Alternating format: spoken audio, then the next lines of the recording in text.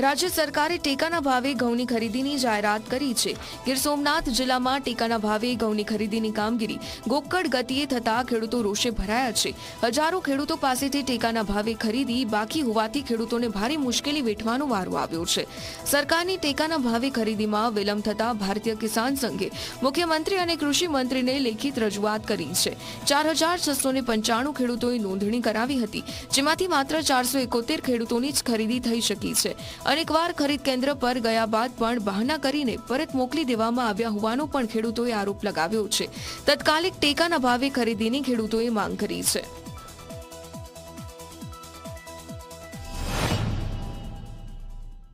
ખરીદીની શરૂઆત ચોથા મહિનામાં કરવાની હતી, એને બદલે એ લોકોએ 5મા મહિનામાં એક તો શરૂઆત જ મોડી કરી અને હવે તો એ કોન્ટ્રાક્ટરોમાં એક ફેશન બની ગઈ કે સરકારમાંથી કોન્ટ્રાક્ટ મળે એટલે લઈ જ લેવાનું, પછી પાછળ એની પાસે વ્યવસ્થા છે નહીં।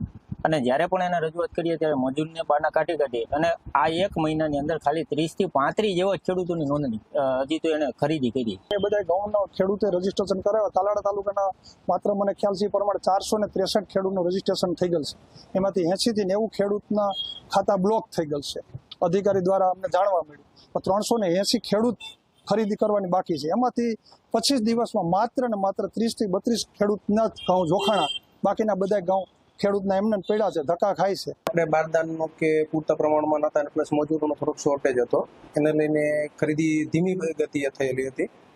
અત્યારે હાલ આપણે ગીર સોમનાથ જિલ્લામાં આજની તારીખે 47,000 બારદાન અવેલેબલ છે અને પ્લસ તેમજ તમામ ગોડાઉન કેન્દ્રો ખાતે તેમજ ખરીદ કેન્દ્રો ખાતે પૂરતી પ્રમાણમાં મજૂરોની વ્યવસ્થા કરી દેવામાં આવી છે, એટલે કે આ કાલથી જ આપણે ખરીદી ફૂલ ફેઝમાં શરૂ થઈ જશે।